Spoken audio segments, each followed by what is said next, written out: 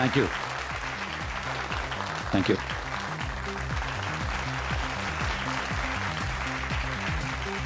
Thank you so much.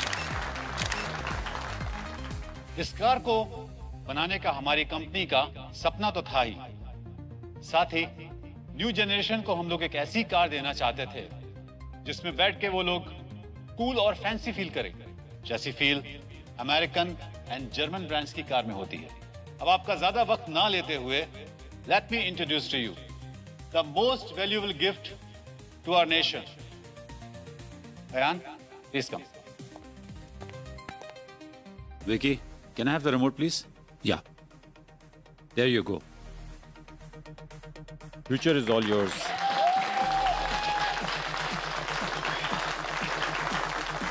Introducing a new booster.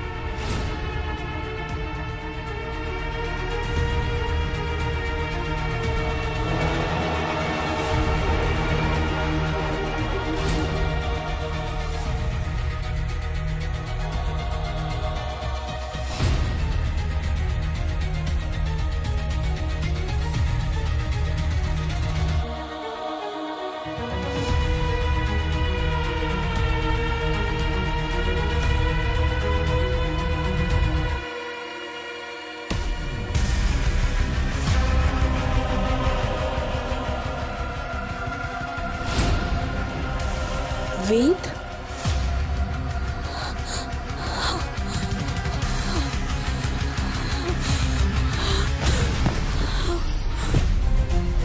Devika, mom.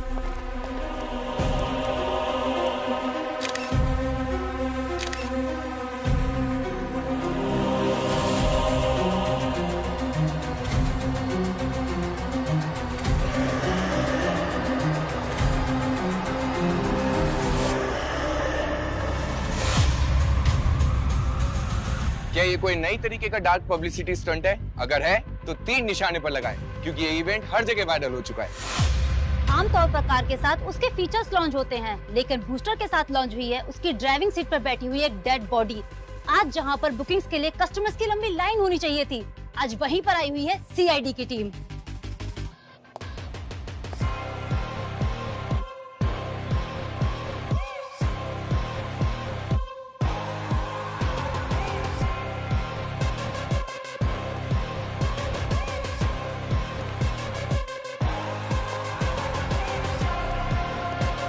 Sir, Devika को होश आ गया है।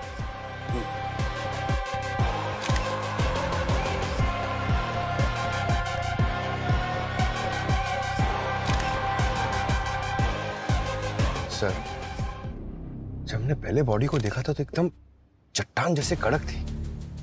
अब देखिए सर, धीरे धीरे इसका रंग रूप बदलता जा रहा है। लगता है बॉडी फ्रोजन थी पंकज, जबरदस्ती कार में बिठाया गया है। 20 साल पहले वेद गायब हुए थे और आज अचानक से ऐसे यूं। वेद आपके क्या लगते थे? इनके पहले पति थे और मेरे कजन। सर, वो वेद जैसे दिख रहे हैं, वो वेद नहीं है। वेद को गए हुए तो 20 साल हो गए हैं। और हाँ, वो जो बॉडी पे टैटू है ना, वो वेद जैसा ही है। वो तो 20 साल पहले लद्दाख में बर्फ में। सर, आई एम श्योर कोई ना हमारे साथ प्रैंक कर रहा है। हाँ, आप चेक करिए ना। और आजकल तो आपको पता है ना, 3D वाले मॉडल्स कितनी इजीली बन जाते हैं। ये नकली है।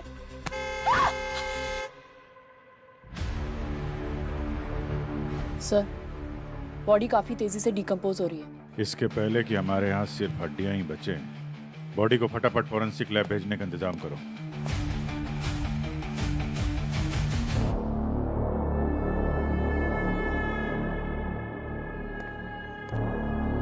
बीवियां कभी झूठ नहीं बोलती हैं। इस आदमी को मरे हुए लगभग 20 साल हो गए। अरे सर, ये आदमी ऐसा कौन सा चूरन खाता था कि 20 साल तक इसकी बॉडी डिकम्पोज नहीं हुई है? पंकज, मैंने इस आदमी के मसल टिश्यूज और ब्लड सेल्स बहुत अच्छी तरह से चेक किया, और जिस तरीके का माइक्रो बैक्टीरिया इसकी बॉडी में मिला है उससे साबित होता है कि इस आदमी की लाश किसी ऐसी जगह पर दबी हुई थी जहां चारों तरफ बर्फ ही बर्फ थी, एकदम ठंडा इलाका। क्या? हाँ, ऑलमोस्ट -20 डिग्री टेम्परेचर। और इतना कम टेम्परेचर इंडिया में सिर्फ हिमालय के हाई एल्टीट्यूड एरिया में मिलता है और कहीं नहीं। लेकिन अगर 20 साल से किसी मरे हुए इंसान की लाश कहीं दूर पहाड़ों में दबी हुई थी, तो फिर ये अचानक मुंबई कैसे आ गई? अरे ऐसा कौन सा स्पीड पोस्ट है कि लाश वहां पहाड़ों से या मुंबई एक कार के सीट में आ गई? पंकज, अभी लाश स्पीड पोस्ट से आई है या टाइम ट्रेवल करके आई है, ये पता लगाना तुम लोगों का काम है ना। हाँ, लेकिन मैं तुम्हें ये बता सकता हूँ कि ये लाश कब बाहर आई है। सर, तो पूरी बात बताइए ना, आप ऐसे किस्तों में क्यों बोल रहे हैं? ये लाश 12 से 13 घंटे पहले बाहर आई है। क्या? हाँ, सिर्फ 12 से 13 घंटे पहले? बिल्कुल। जिस तरीके से इसके मसल टिश्यूज टूट टूट करके गिर रहे हैं और जिस तरीके से इसका स्किन का कलर बदलता जा रहा है, उससे बात साफ पता चलती है कि किसी लो टेम्परेचर से इस लाश को बाहर आने में सिर्फ 12 से 13 घंटे लगे, बस। सर, वेद को ना पैराग्लाइडिंग का बहुत शौक था, इसीलिए ही वो लद्दाख जाते थे। वहाँ पर कोई कंपनी थी जो पैराग्लाइडिंग करवाती थी। बस वहीं पर पैराग्लाइडिंग करते टाइम जब लैंड कर रहे थे तो एवलांच हो गया और वेद बर्फ में फंस गए। उसके बाद वेद कभी मिले ही नहीं हमें। वो कंपनी कौन सी थी जो ये पैराग्लाइडिंग वगैरह करा रही थी? 20 साल पुरानी बात है, नाम तो याद नहीं है। और वैसे भी वेद भाई साहब अपनी सारी बुकिंग्स खुद करते थे। तो बुकिंग की डेट तो याद होगी ना आपको? हाँ सर, वो मैं कैसे भूल सकती हूँ। 3 सितंबर 2004। तुम्हें फाइंड इट। क्या 2004 में? अब मैडम, इतनी पुरानी बात कौन ही याद रखेगा। पर हाँ, झूठ नहीं बोलूंगा कि कभी कभार बर्फीले तूफानों में ऐसे हादसे अक्सर हो ही जाया करते हैं। और ये पैराग्लाइडिंग का खेल तो है ही रिस्की, और सच कहूँ तो इसी एडवेंचर की वजह से लोग आते हैं इसको करने के लिए। पर हम अपनी सेफ्टी में कोई कसर नहीं छोड़ते हैं, पूरा ध्यान रखते हैं सेफ्टी का। तो मैं आपकी कंपनी के बारे में कहाँ कुछ बोल रही हूँ रवि जी। मैंने वेद की जो डिटेल्स दी है आपको, आप बस वो चेक करके बता दो कि वो 20 साल पहले आपके यहाँ आए थे कि नहीं। रिकॉर्ड्स तो होंगे ना आपके पास? आप मुझे थोड़ा वक्त दीजिए, मैं सब कुछ चेक करके आपको कॉल बैक करता हूँ। थोड़ा अर्जेंट है। जी मैडम। सर, ये पिछली रात का फुटेज है। यहाँ पोडियम पर गाड़ी खड़ी है और सर इस वक्त गाड़ी के अंदर कोई भी नहीं बैठा। फिर इस कार को कवर कर दिया जाता है।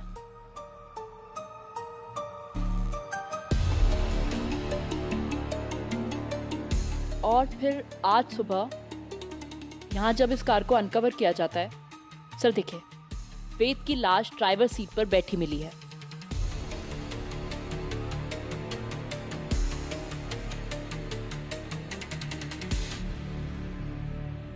सर, सब कुछ तो हमारी आंखों के सामने है, फिर लाश गाड़ी में आई कहाँ से? अपने ये सीसीटीवी के साथ किसी ने छेड़खानी तो नहीं की? लगता तो नहीं है सर। हेलो जी मैडम। मैडम, मैंने चेक किया, वो वेद उस दिन आया था हमारे कैंप में। 3 सितंबर को ही आया था 2004 में, लेकिन वो उस दिन पैराग्लाइडिंग वाले टाइम वो तूफान में गुम हो गया था और उसको ढूंढने के लिए सर्च ऑपरेशन भी चला 2.5-3 हफ्ते तक, लेकिन वो बेचारा अब तक मिला ही नहीं है। पता नहीं कब मिलेगा। बेचारा मिल गया है आज ही। हाँ? मिल गया? कहाँ से मिला? मुंबई में। मुंबई में? So for now it's confirmed कि 20 साल पहले वेद लद्दाख के एक एवलांच में कहीं गायब हो गया। फिर 20 साल बाद वो यहाँ मुंबई के शोरूम में कैसे पहुंच गया, वो भी एक लाश बनकर? चलो लेट्स अज्यूम फॉर नाउ कि ये लाश हमसे कुछ कहना चाह रही है, लेकिन ये लाश खुद चलकर तो नहीं आई होगी ना यहाँ पर, किसी ने तो किया होगा। We need to find these answers. Sir, forensic ने कंफर्म किया है कि इस बॉडी को एक्सट्रीम कोल्ड टेम्परेचर से निकले हुए कुछ 12 से 13 घंटे हुए हैं। 12-13 घंटे में लाश बाई रोड लद्दाख से मुंबई पहुंच गई? Not possible. इस कार को खंगालो अच्छी तरीके से, एक एक कोना छान मारो इसका। बॉडी इस कार में मिली है, जवाब भी एक कार ही देगी। यार बहुत बुरी किस्मत है इस गाड़ी की तो। इसका बर्थडे मनाया नहीं कि डेथ सर्टिफिकेट जारी हो गया इसका। सच में सर, इस कार को तो अब कोई भी नहीं लेगा। ये बहुत हैवी डिस्काउंट पे मिलेगी। ये केस सॉल्व हो जाने दो, फिर शोरूम से आके बात करता हूँ। सर,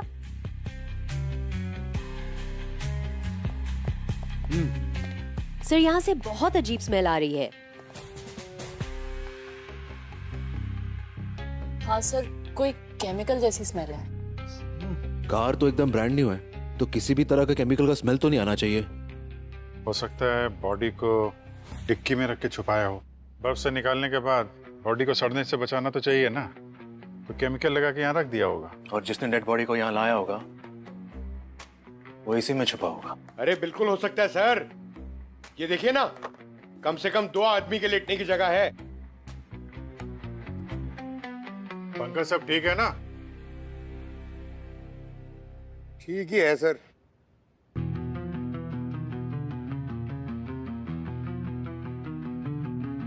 अब जरा इस डमी को वहां ड्राइविंग सीट तक लेकर जाओ।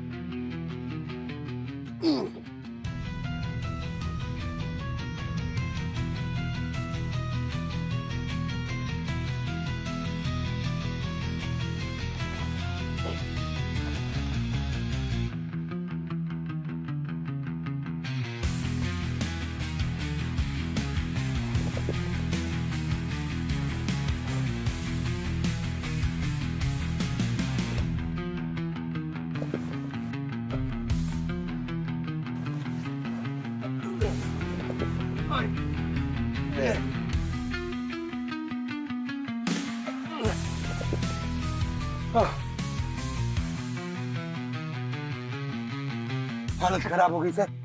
ये तो कोई तगड़ा आदमी कर सकता है सर, मेरी तरह। अगर इतना मुश्किल काम था तो जरूर सर ये किसी आदमी का है। भूमि, जरा तुम भी अपने हाथ आजमाओ। हो जाएगा सर।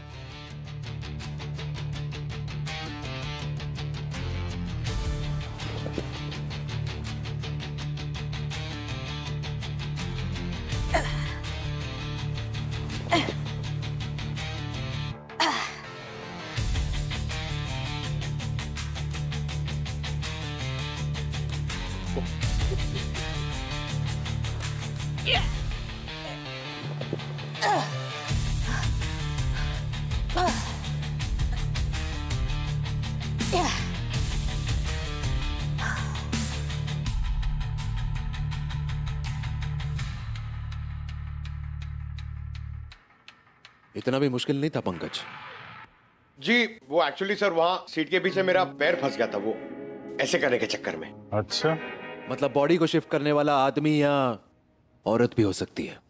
और वो जो कोई भी है उसको यहाँ के सीसीटीवी कैमरे की पोजीशन के बारे में पता है, इसलिए बगैर कैमरे में आए इस काम को अंजाम दे दिया। तो मतलब कोई घर का ही मेंबर होगा। ठीक है, तो फिर उनकी शोक सभा में शामिल होके आते हैं हम लोग। ये कह रहे हैं कि वेद की शोक सभा रखो। भला एक ही आदमी की मौत का मातम मैं बार बार कैसे बना सकती हूँ। बहुत मुश्किल से ट्रॉमा को भूलकर बाहर आई थी और फिर वही सब करूं। और अयान कहाँ था तब? जब वेद लापता हुए तो अयान मेरे पेट में था।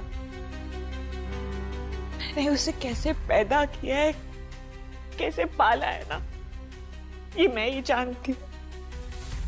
और वही बच्चा मुझे गालियां दे रहा है।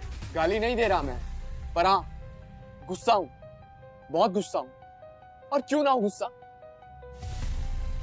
जिनके पीछे अपनी पूरी लाइफ डैडी डैडी करके घूमता रहा, आज पता चल रहा है कि वो मेरे डैडी है ही नहीं। अरे बच्चा नहीं हूं मैं, पहले क्यों नहीं बताया कि मेरे डैडी कोई और थे? कैसे बताता उसे? आजकल के बच्चे एक दिन में तो डिप्रेशन में चले जाते हैं, और फिर देविका को भी संभालना था। सुसाइड करने की बात कर रही थी वो। वेद भाई साहब को तो मैं पहले ही खो चुका था। मैं नहीं चाहता था कि उनकी फैमिली को कुछ भी हो, और इसीलिए मैंने देविका से शादी की और अयान को अपना नाम दिया। क्या जरूरत थी अभिषेक को ये सब करने की, पर उसने ये सब किया। वरना वेद की बहन नैना हमें सड़क पर लाने का पूरा इंतजाम कर चुकी थी। नैना? क्या था नैना ने? पापा का पूरा बिजनेस मैंने संभाला था। उस वेद को तो दुनिया घूमने से फुर्सत नहीं थी। जब सारी मेहनत मेरी थी तो क्या हुआ, कंपनी से मैंने अपना स्टेक बढ़ाने की डिमांड कर ली। लोग इसे लालच बोलते हैं, लेकिन मैं इसे अपना हक बोलती हूँ। जिसे आप अपना हक कह रही हैं, देविका की नजरों में वो हड़पना है।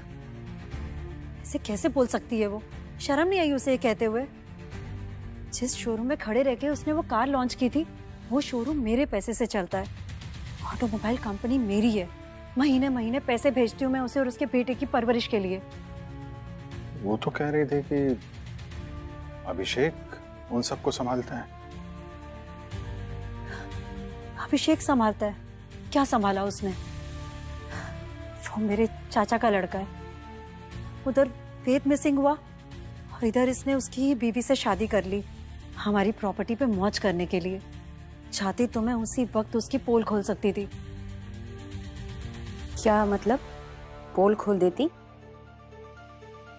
फिर मैं आप लोग को दिखाती हूँ।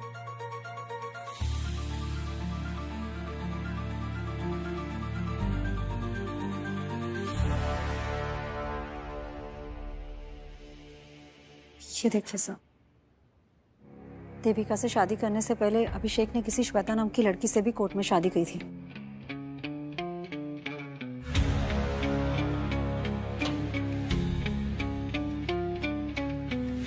शादी के बाद एक और शादी। तो पता लगाओ ये श्वेता जी हैं कौन और कहाँ हैं।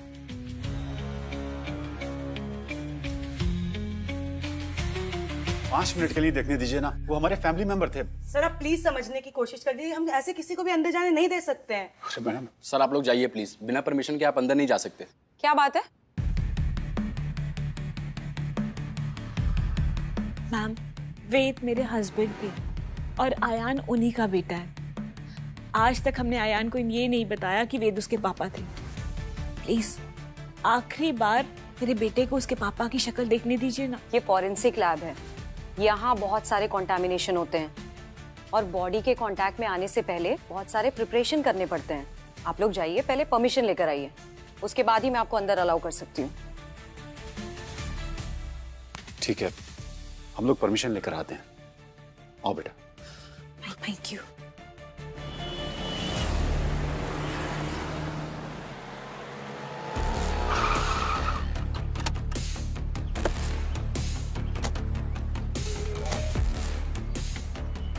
सिक्योरिटी? हाँ जी कहिए। ये जो सामने वाली बिल्डिंग रेनोवेशन पे गई है, सुना है कि उसके काफी सारे ओनर्स इस बिल्डिंग में शिफ्ट हुए हैं। हाँ, वहाँ से तो काफी सारे लोग यहाँ रह रहे हैं। तो उनमें से कोई श्वेता नाम की औरत भी रह रही है क्या? अब मैडम इतना बड़ा सोसाइटी है, इसमें तो 2500 श्वेता रहती होगी। वो तो ठीक है, लेकिन अच्छा जरा याद करके बताओ कि 40 साल के आसपास की कोई लेडी है क्या? हाँ, एक तो तीसरे मंजिले पे है जो श्वेता नाम की एक 40 लगभग है वो।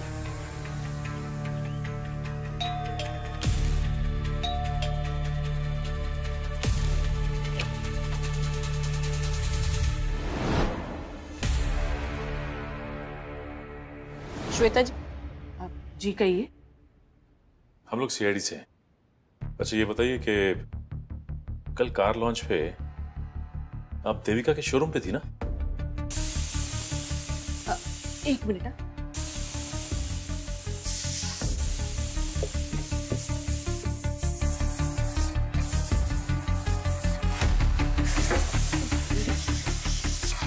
लगता है दाल गल गई। आपने हमारी बात का जवाब नहीं दिया। हाँ मैं गई थी, मेरा बेटा वहां फ्लोर मैनेजर है। और आपके हस्बैंड कहाँ है? ये आप सब मुझसे क्यों पूछ रहे हो? सवाल तो बनता है ना, जब एक ही आदमी ने दो शादियां की हों। आपका मैरिज सर्टिफिकेट।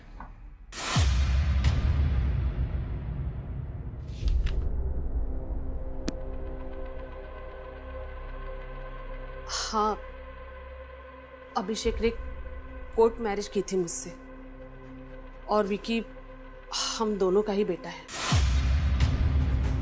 और अभिषेक ने अपनी ही कंपनी में अपने ही बेटे को एक फ्लोर मैनेजर की हैसियत से रखा हुआ है। हाँ, मैंने अभिषेक को काफी बार कहा, लेकिन उसने कहा कि मालिक को भी सारा काम आना चाहिए। जब वो लायक हो जाएगा तब उसे उसका हक दे दिया जाएगा। आपको तो पता ही होगा, उसने देविका से शादी की है। मजबूर थे बेचारे, वरना चचेरे भाई की बीवी और बच्चे की जिंदगी बर्बाद हो जाती। अच्छे इंसान है वो, परिवार के लिए प्यार की कुर्बानी दे दी। देविका जानती है कि आप अभिषेक की पत्नी हैं।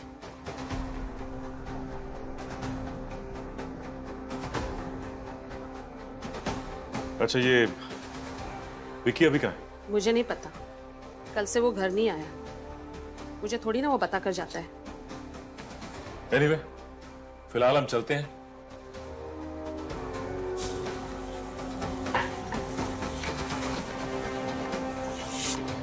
ये अभिषेक बहुत पहुंचा हुआ खिलाड़ी लगता है। वहां अपने बाप होने का फर्ज गिना रहा था हमें, और अपने इस आगे बेटे को नौकर बना के रखा है। ठीक है, आप बॉडी को देख सकते हैं, लेकिन किसी चीज को छूना नहीं। प्यार के दिखा दो इन्हें। Yes sir. अयान बेटा, देख ले अपने पापा को।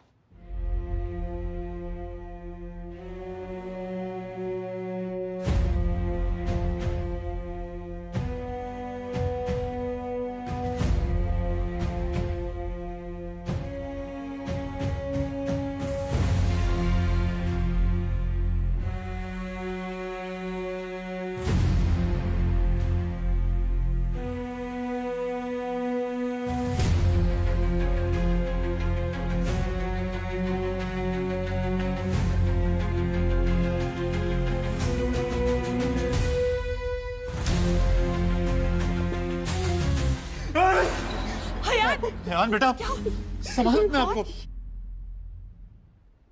हाथ हाथ कहाँ है? सर क्या हुआ? सर बॉडी के हाथ नहीं है। क्या मजाक कर रही हो? बॉडी के हाथ? माय गॉड,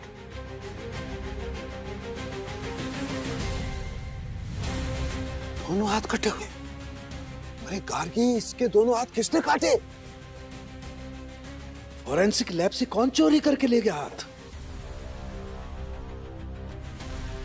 आपको थोड़ा भी रियलाइजेशन है इस बात का? ये बात सुनने में ही कैसा लग रहा है कि सीआईडी के फॉरेंसिक लैब में से कोई डेड बॉडी का हाथ काट कर ले गया? ये बात अगर सीआईडी ऑफिस के बाहर लीक हो गई ना, तो सीआईडी की रेपुटेशन की धज्जियां उड़ जाएगी। I am sorry sir. You sorry? Yes sir, I am really very sorry. मैं जानता हूं हमसे बहुत बड़ी गलती हुई है, लेकिन सर अगर हम इस गलती में एक अपॉर्चुनिटी तलाश कर ले तो। क्या मतलब? मतलब ये सर कि अगर हम ये पता लगा लें कि ये कटे हुए हाथ दरअसल किसके काम आ सकते हैं, तो सर शायद हम इस केस को और ज्यादा जल्दी से सॉल्व कर सकते हैं। I think is right. अब चोरी हो ही गई है तो हमें इसका फायदा उठाना चाहिए। Yes sir. Super, mind blowing. नहीं, गुड गोइंग। Very good. कल स्टाफ के अलावा फॉरेंसिक लैब में और कौन कौन आया था? कोई भी नहीं सर, मैं तो आईडी कार्ड और रजिस्टर में एंट्री के बिना किसी को यहाँ पे झांकने तक नहीं देती। बड़ी बड़ी बातें मत कीजिए, कोई तो आया था यहाँ पे। रजिस्टर दिखाओ। जी sir. Shield and shine company, ये दो लोग कौन है? सर ये तो सैनिटाइजेशन वाले हैं, ये रेगुलर आते रहते हैं यहाँ पे। हाँ सर, वो 2 हफ्ते में एक बार विजिट करते हैं।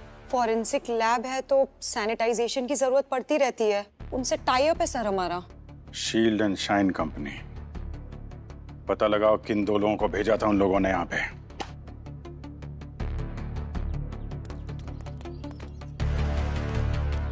सर मैं सिस्टम में चेक करके बता रहा हूँ। कल हमारे लड़के जाने वाले थे लेकिन नहीं गए।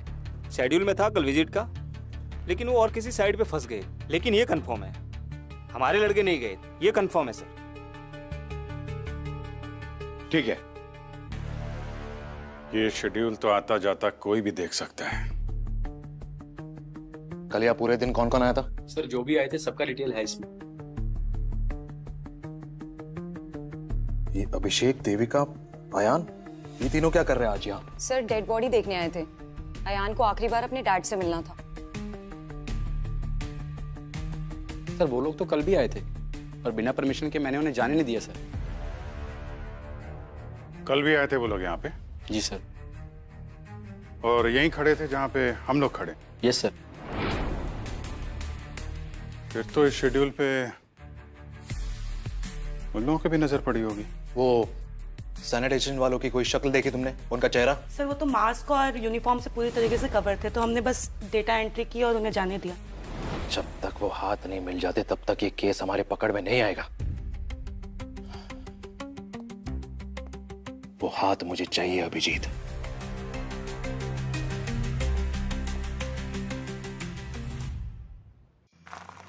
हाँ सर ये तो है, लेकिन ये 3 से 5 का समय ना बड़ा अजीब सा होता है। हाँ, हम लोग सोते हैं, क्रिमिनल जग जाते हैं। ये तो है।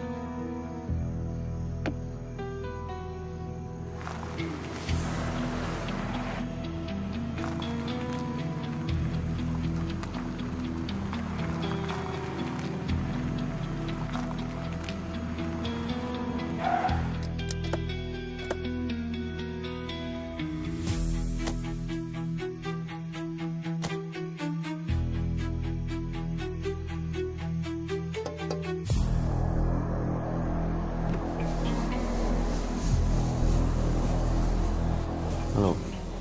Need any help? Oh, CID. आप राजन औलख। राजन जी, आप इतनी सुनसान जगह पे इतनी रात को यहाँ क्या कर रहे हैं? अपनी गाड़ी में बैठा हूँ। नहीं, मेरा मतलब सॉरी। आप CID से हैं तो आपको तो बता ही सकता हूँ। क्या नजर कि मैं वो रेडसन को लेके थोड़ी सी मेरी नींद उड़ी हुई थी, तो मैंने सोचा कि थोड़ा गाड़ी में। रेडसन? आप लोगों ने सुना नहीं रेडसन के बारे में? अफ्रीका का सबसे बेशकीमती हीरा यहीं अपने बॉम्बे में म्यूजियम में है। आपको जाना चाहिए, देखना है पूरे परिवार के साथ, बहुत अच्छा है। हो जाएंगे हम लोग, बाद में देखेंगे। अभी आप जरा थोड़ा डिक्की खोल दीजिए।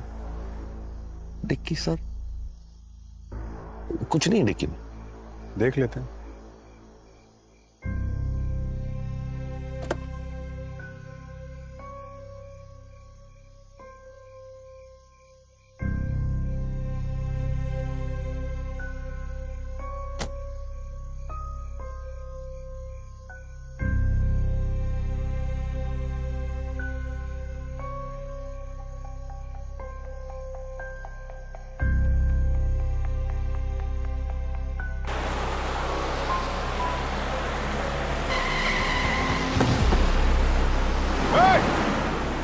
रुक।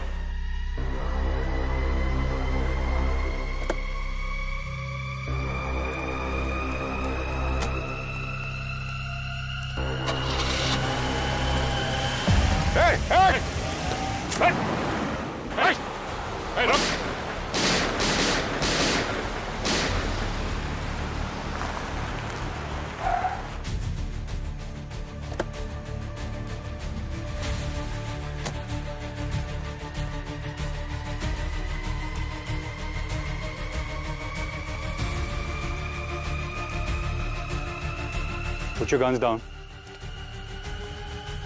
Easy, easy. हम लोग सीआईडी से हैं।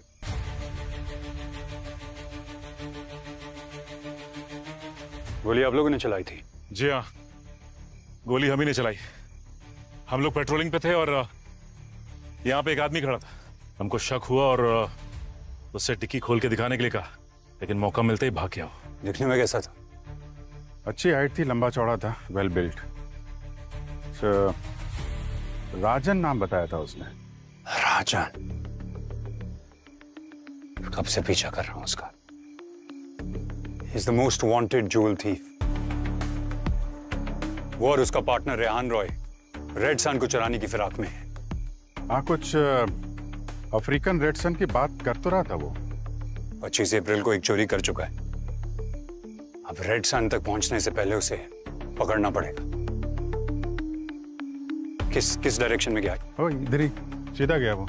Okay, thank you officers. All the best.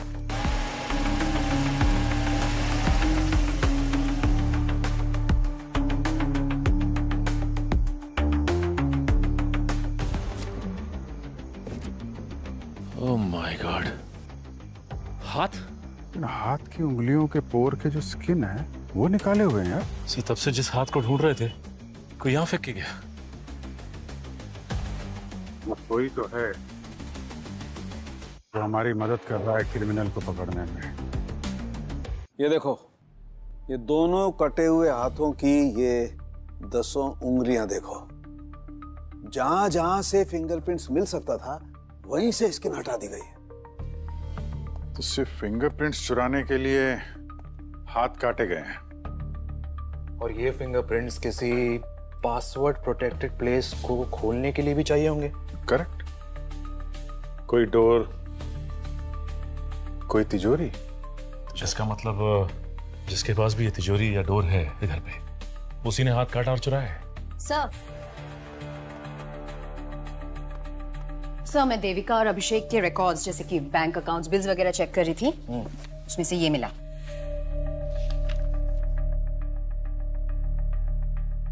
What? 1.5 lakh बिजली का बिल? मैंने हिस्ट्री चेक की, पिछले कई सालों से इनके इलेक्ट्रिसिटी बिल्स इसी अमाउंट के आसपास के हैं। हर महीने लाख रुपए से ज्यादा का बिल है। ये देविका, अभिषेक, ये क्या घर में एक फैक्ट्री चला रहे क्या? हर महीने लाखों का बिल, वो भी बिजली का। चल क्या रहा है?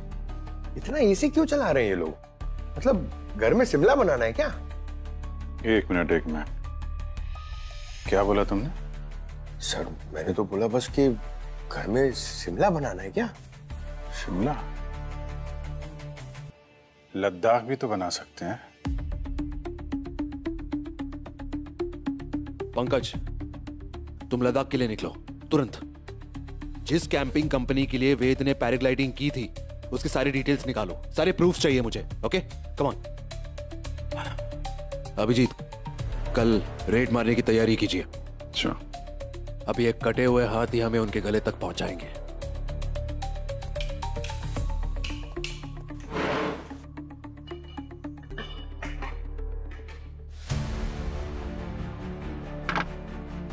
ये आप क्या कर रहे हैं? क्यों कर रहे हैं सब?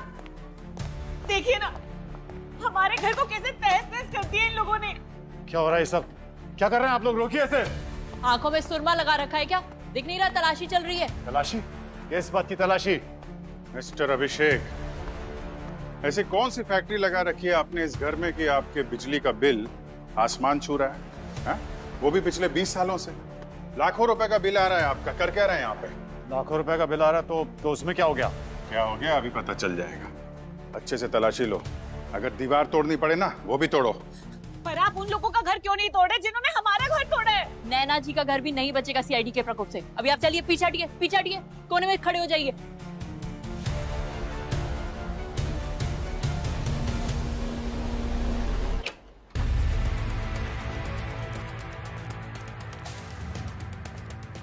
ये रहा सर्च वारंट नैना जी, ध्यान से पढ़िए इसे। फिर बाद में मत कहिएगा कि सीआईडी ने मेरा घर उलट पुलट कर दिया। घर का कोना कोना छान मारो, कोई जगह छूटनी नहीं चाहिए। लेकिन आप लोग यहाँ क्या ढूंढने आए हैं? ये भी पता चल जाएगा आपको, सब्र रखिए।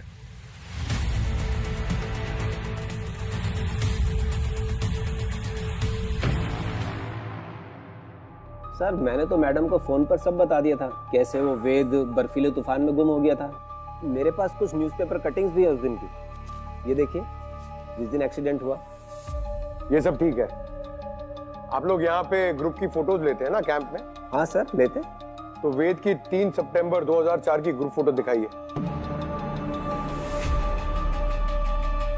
सर अब इतना पुराना 20 साल पुराना कहाँ से मिलेगा सर?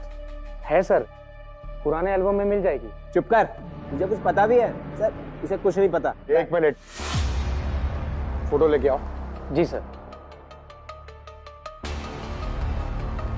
ये रही सर।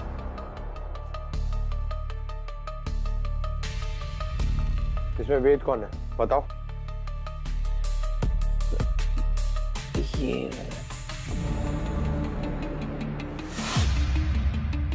बेवकूफ बना रहा है। वेद कैसे दिखता है मैं जानता हूं। सही सही बता क्या चक्कर है, वरना तुझे यहीं पर ठोक दूंगा। नहीं सर, मैं सब सच बताता हूँ।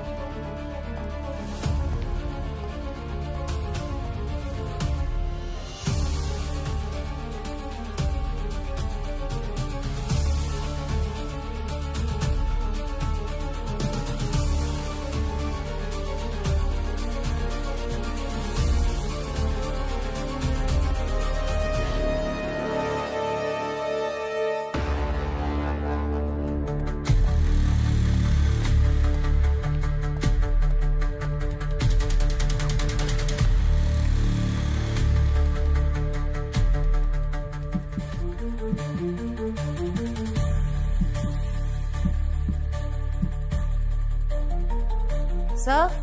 हाँ भूमि।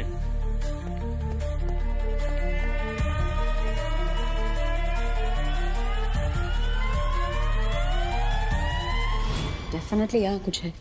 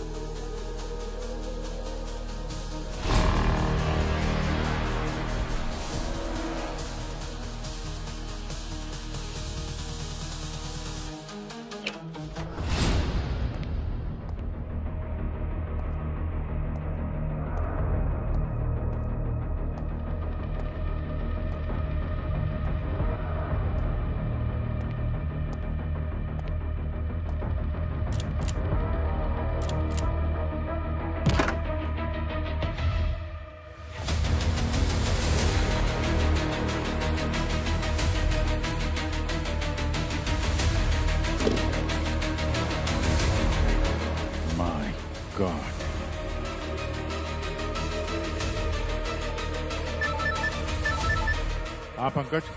सर यहाँ वेद की सारी एंट्रीज फर्जी हैं। यहाँ पर वो कभी पैराग्लाइडिंग करने आया ही नहीं था। आता भी कैसे? 20 साल से तो ये यहाँ फ्रीजर में जो पड़ा हुआ है, देविका के बेसमेंट में।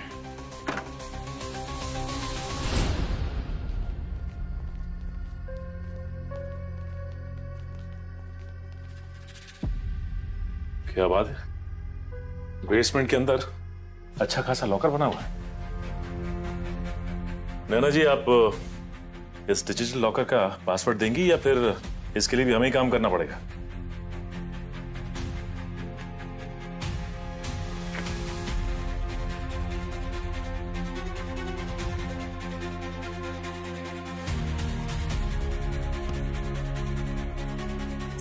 ये वही कटे हुए हाथ के फिंगर्स की स्किन।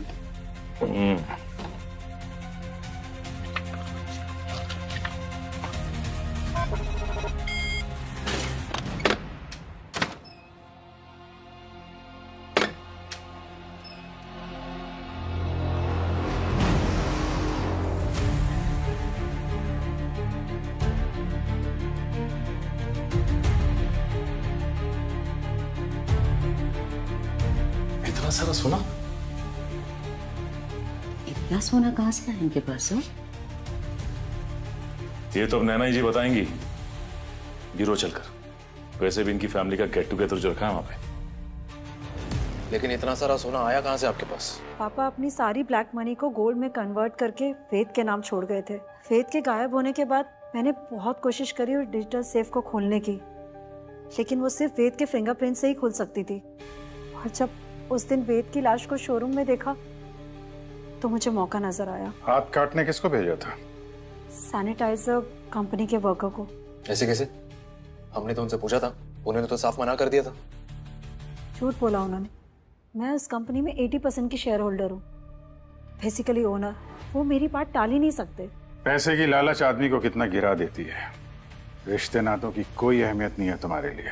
और आप दोनों को तो इनकी तरह सोना भी नहीं मिलने वाला था, ना पैसा। तो वेद को मारने की वजह? प्यार जो मुझे चाहिए था।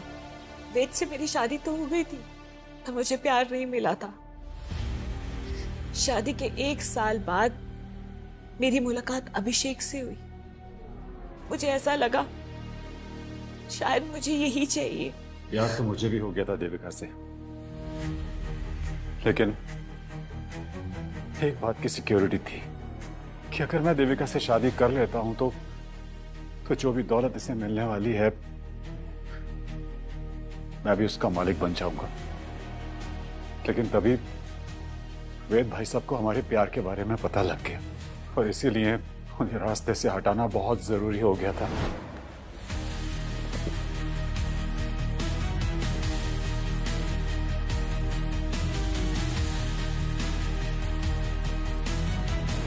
लेकिन उन्हें मारने के बाद हमें पता लगा कि एक पुश्तैनी तिजोरी है और उसे पाने के लिए हमें वेद भाई साहब की लाश को संभाल के रखना पड़ेगा, क्योंकि उनकी लाश ही उस तिजोरी की चाबी है। बहुत लंबा इंतजार किया आप लोगों ने, 20 साल। फिर तुम लोगों को एक कहानी की जरूरत थी कि वेद पैराग्लाइडिंग करते हुए मारा गया, है ना? हाँ। लद्दाख की उस कैंपिंग कंपनी के मालिक को मैंने 10 लाख रुपए पे किए ताकि वो झूठी खबर फैला सके। हाँ, इतने सालों तक हमने उस लाश को छुपा के रखा, पर पता नहीं उस दिन शोरूम में वो लाश कैसे आ गई। उसे अयान लेकर आया था।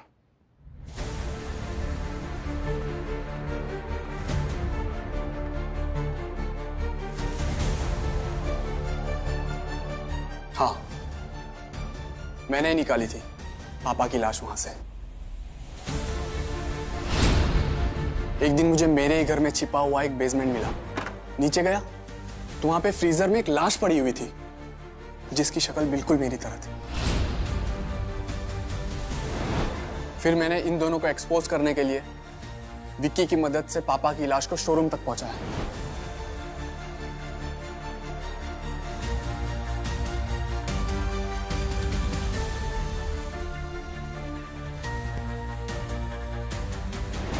तुमने जो किया वो ठीक किया यान, लेकिन तरीका गलत था। तुम्हें सीधे पुलिस के पास जाना चाहिए था। जिसने मेरे पापा को मार दिया वो मुझे क्या छोड़ते? अपनी पावर का गलत इस्तेमाल करके मुझे भी मरवा देते ये लोग। और मुझे पता था अगर सीआईडी इस केस में इन्वॉल्व हो गई तो ये दोनों बिल्कुल नहीं बच पाएंगे।